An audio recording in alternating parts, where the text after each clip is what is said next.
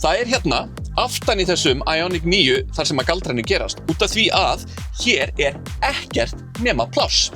Ég gæti lent jumboþotu á milli hnjána á mér og farþega sætisins.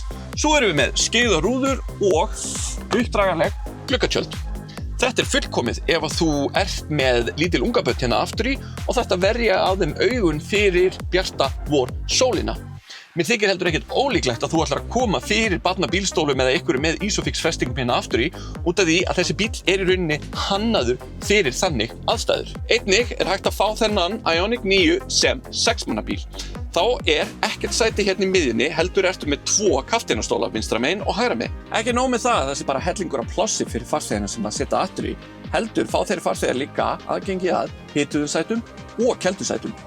Svo eru líka 2 USB-C tengi hérna sem eru 100 watt. Svo eru líka með þetta risastóra panorama þak sem að gerir bílinn einstaklega bjartan og þægilegan stað að vera í.